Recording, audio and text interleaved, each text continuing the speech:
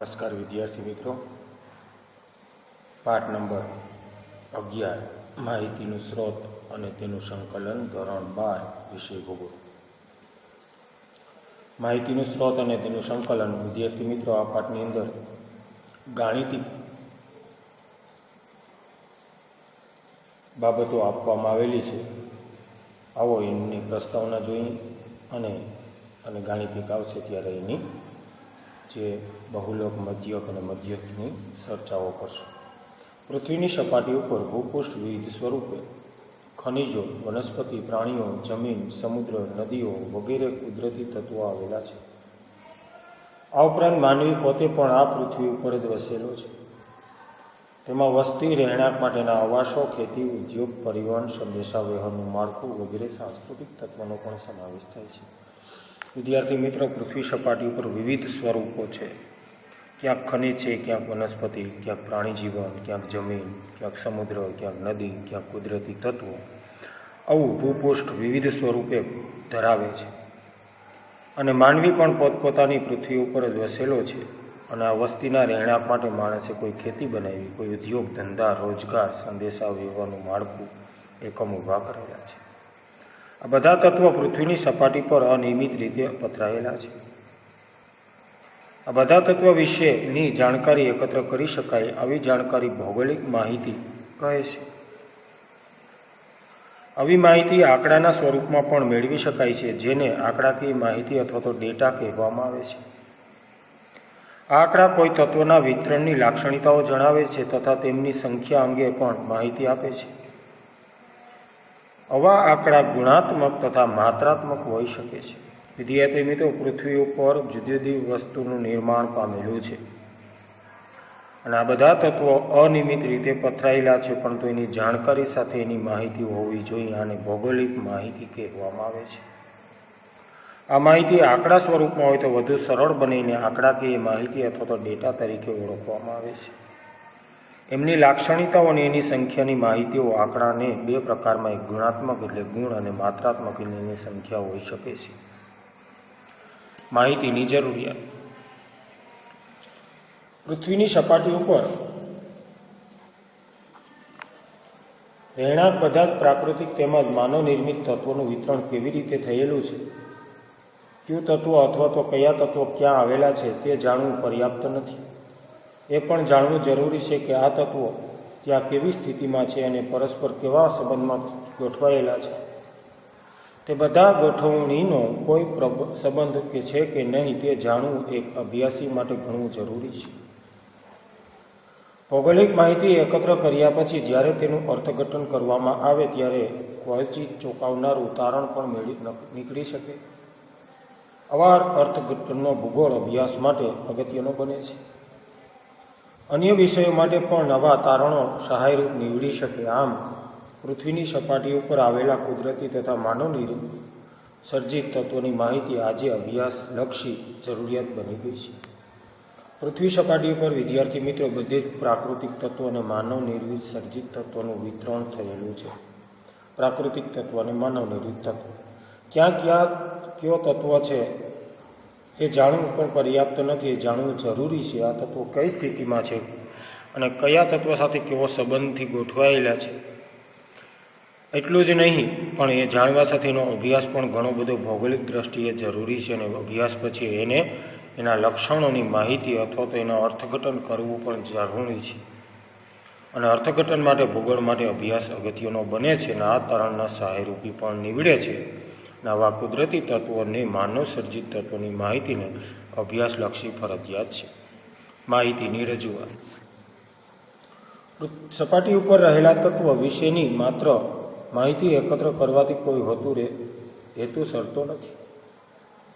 એકત્ર કરેલી માહિતીને કઈ રીતે અને કયા સ્વરૂપમાં પુનઃ રજૂ કરવી તે પણ એટલું જ જરૂરી છે. આ રજૂઆત આંકડાના સ્વરૂપે, ચારણી સ્વરૂપે અથવા તો કોઈ દ્રશ્યમાન ચિત્રલેખ દ્વારા પણ રજૂ કરી શકાય છે. પ્રાપ્ત માહિતી ગુણાત્મક કે સંખ્યાત્મક હોય છે. ગુણાત્મક માહિતીની રજૂઆત કરવાની પદ્ધતિઓમાં સંખ્યાત્મક માહિતી રજૂ કરવી મુશ્કેલ છે. જો સપાટી ઉપર બધા તત્વો વિશેની માહિતી એકત્ર કરવી એનો હેતુ સરતો નથી માનતો, પરંતુ એકત્રિત કરેલી માહિતીને કયા સ્વરૂપમાં પુનઃ રજૂ કરવી, આંકડા સ્વરૂપમાં, સારણી સ્વરૂપમાં, અથવા કોઈ દ્રશ્યમાન ચિત્રલેખા સ્વરૂપમાં, ચિત્રના સ્વરૂપમાં, સારણીના સ્વરૂપમાં કે આંકડાના સ્વરૂપમાં, એટલી જ ગુણાત્મક અને સંખ્યાત્મક હોય છે. અને આ માહિતીની રજૂઆત કરવાની પદ્ધતિને સંખ્યાત્મક માહિતી કહેવા પણ મુશ્કેલ નથી. માહિતીનો સ્ત્રોત અને પ્રકાર. ભૌગોલિક તેમજ આંકડાકીય માહિતી પ્રાપ્ત કરવાની મુખ્ય બે રીતો છે, એક પ્રત્યક્ષ અને એક પરોક્ષ. બે રીતે આંકડાકીય માહિતી પ્રાપ્ત થઈ શકે, એક રૂબરૂ જે એટલે પ્રત્યક્ષ, અને એક પરોક્ષ એટલે કે ગેરહાજર, એટલે કે ફોન દ્વારા કે અન્ય બાબતથી. સામાન્ય હેતુ માટે અથવા કોઈ વિશિષ્ટ હેતુ માટે કોઈ વ્યક્તિ અથવા વ્યક્તિ સમૂહ કોઈ એક પ્રદેશમાં રૂબરૂ જઈને માહિતી મેળવે છે. આવી માહિતી વ્યવસ્થિત રીતે નોંધવામાં આવી હોય, સ્થળ ચકાસણી તથા પોતાના હેતુને સફળ બનાવવા માટે તે પ્રદેશના રેખાંકનો, ફોટોગ્રાફી, વિડીયોગ્રાફી વગેરે દ્વારા માહિતી મેળવે છે. પ્રત્યક્ષ મુલાકાત લઈને વ્યક્તિ રૂબરૂમાં જે માહિતી એકત્ર કરે તે માહિતી મેળવવાને પ્રત્યક્ષ રીત કહે છે. આ માહિતીને પ્રાથમિક માહિતી કહે છે. જો બે રીતે પ્રત્યક્ષ અને પરોક્ષ. સામાન્ય હેતુ માટે કોઈ વિશિષ્ટ હેતુ, વ્યક્તિગત કે વ્યક્તિ સમૂહ માટે જઈને માહિતી મેળવી શકાય છે. સ્થળની ચકાસણી કરવી અને પોતાના હેતુને સફળ બનાવવા માટે જે તે પ્રદેશનું રેખાંકિત, ફોટોગ્રાફી, વિડીયોગ્રાફી માહિતી મેળવવામાં આવે છે. પ્રત્યેક મુલાકાત લઈને કે રૂબરૂ જઈને માહિતી મેળવવાને પ્રત્યક્ષ રીત કહેવામાં આવે છે અને માહિતીની પ્રાથમિક માહિતી પણ કહેવામાં આવે છે. આ પ્રાથમિક માહિતી સંપૂર્ણપણે સ્વસર્જિત હોય છે. આવી માહિતી એકત્ર કરવા માટે વ્યક્તિએ જે તે સ્થળ કે પ્રદેશની મુલાકાત લેવાની પ્રક્રિયાને ક્ષેત્ર કાર્ય કહે છે. આવા ક્ષેત્ર કાર્ય માટે જ્યારે જનસંપર્ક કરવાનો હોય ત્યારે નિશ્ચિત સંખ્યામાં વ્યક્તિનો પ્રશ્ન પૂછવામાં આવે છે. ક્ષેત્ર કાર્ય જે તે વિસ્તાર ઉપર જઈ, સ્થળ ઉપર જઈ અને ત્યાંના વ્યક્તિઓને મળવું, સ્થળને મળવું, સ્થળની મુલાકાત લેવી અને વ્યક્તિઓને નિશ્ચિત પ્રશ્ન પૂછી અને એનો અહેવાલ મેળવવો. આ પ્રશ્નો અગાઉથી તૈયાર કરી રાખવામાં આવે છે, જેને પ્રશ્નોત્તરી અથવા તો પ્રશ્નાવલી કહે છે. પ્રશ્નોત્તરીમાં વ્યક્તિને પ્રશ્ન પૂછીને તેના જવાબો મેળવવાના હોય છે. ઉત્તર આપનાર વ્યક્તિ ઉત્તરદાતા અથવા તો પ્રતિભાવી કહે છે. પ્રશ્નાવલીના પ્રશ્નો જવાબ ટેલિફોન, ઈમેલ કે અન્ય પરોક્ષ રીતે મેળવી શકાય. વિદ્યાર્થી મિત્રો, જ્યાં જવું અને ત્યાં પ્રશ્નો અગાઉથી તૈયાર કરેલા હોવા જોઈએ અને પ્રશ્નોત્તરીના સ્વરૂપમાં પ્રશ્નો પૂછવામાં આવે છે. અને પ્રશ્નો પૂછાઈ ગયા પછી જે વ્યક્તિ પ્રશ્નો કે પ્રત્યુત્તર આપે છે એને ઉત્તરદાતા અથવા તો પ્રતિભાવી તરીકે ઓળખવામાં આવે છે. અને પરોક્ષ રીતે એટલે ટેલિફોન, ઈમેલ કે અન્ય પરોક્ષ રીતે પણ મેળવી શકાય છે. કોઈ વ્યક્તિ પોતાના અભ્યાસ માટે અન્ય વ્યક્તિ કે સંસ્થા દ્વારા એકત્ર કરવામાં આવેલી અને પ્રસિદ્ધ કરાયેલી માહિતીનો ઉપયોગ કરે ત્યારે તે માહિતીને દ્વિતીયક માહિતી કહે છે. તેમાં કુલ જનસંખ્યા, વસ્તીનું માળખું, સરકારી, અર્ધસરકારી કે ખાનગી સાહસોના કાર્યોને લગતા આંકડા વગેરે આ કક્ષામાં મૂકી શકાય છે. આવા આંકડાનો ઉપયોગ પ્રતિબંધિત હોતો નથી. કોઈ પણ વ્યક્તિ આ આંકડા પોતાના અભ્યાસ માટે ઉપયોગમાં લઈ શકે છે. તે માટે આભાર, નિદર્શન અને આંકડા સ્ત્રોત જાણવા જરૂરી છે. જો બીજી બાબત એટલે કોઈ અભ્યાસી વ્યક્તિ સંસ્થાને એકત્ર કરવામાં આવેલી પ્રસિદ્ધ કરાયેલી માહિતીનો ઉપયોગ કરે ત્યારે તેને દ્વિતીયક માહિતી કહેવામાં આવે છે. જનસંખ્યા હોય, વસ્તીનું ક્યાંયનું માળખું હોય, સરકારી હોય, અર્ધલશ્કરી સરકારી હોય કે ખાનગી સાહસોના કાર્યને લગતાના આંકડાઓ એક અક્ષમાં મૂકીને આંકડાને પ્રતિબંધિત હોતું નથી, પરંતુ આ આંકડા પોતાના અભ્યાસમાં ઉપયોગમાં લઈ શકે અને આભાર, નિર્દેશ અને આંકડા સ્ત્રોત જાણવા જરૂરી છે. માહિતીનો સંગ્રહ અને પ્રસ્તુતિકરણ. બધી માહિતીનો સંગ્રહ કરી રાખવો જરૂરી છે, કારણ કે પ્રાથમિક કક્ષાએ કોઈ ખાસ હેતુ માટે એકત્ર કરવામાં આવેલી માહિતી ભવિષ્યમાં અન્ય કોઈને માટે જરૂરી બની શકે છે. આથી જ માહિતીનો સંગ્રહ કરવો જોઈએ. અગાઉ માત્ર લખાણો અને રેખાંકોનો કે ચિત્રો દ્વારા માહિતી સાચવવામાં આવતી હતી. સાહસિકો કે પ્રવાસીઓએ લખેલા વર્ણનો આ બાબતોની પુષ્ટિ આપે છે. તેમના લખાણો દ્વારા તાત્કાલિક સમયની વિવિધ સ્થળોની પ્રાકૃતિક અને સાંસ્કૃતિક માહિતી આજે પણ જાણી શકાય છે. કયા સ્થળે કેવી વનસ્પતિ કે કેવા પ્રાણીઓનું અસ્તિત્વ હતું, મનુષ્યોનો શારીરિક દેખાવ તથા તેમની જીવનશૈલી ઇત્યાદિનું વર્ણન એ તે સમયે પ્રવર્તી માહિતીનો સંગ્રહ છે. તો બધી માહિતી સંગ્રહ કરી રાખવી જરૂરી છે. પ્રાથમિક કક્ષાના હેતુને સિદ્ધ કરવા માટે ભવિષ્યમાં આ માહિતી કઈ રીતે જરૂરી બની શકે છે એની માહિતીને સંગ્રહ કરવો જરૂરી છે. એમના લખાણો, એમના ચિત્રો એ પણ સાચવવામાં આવે છે.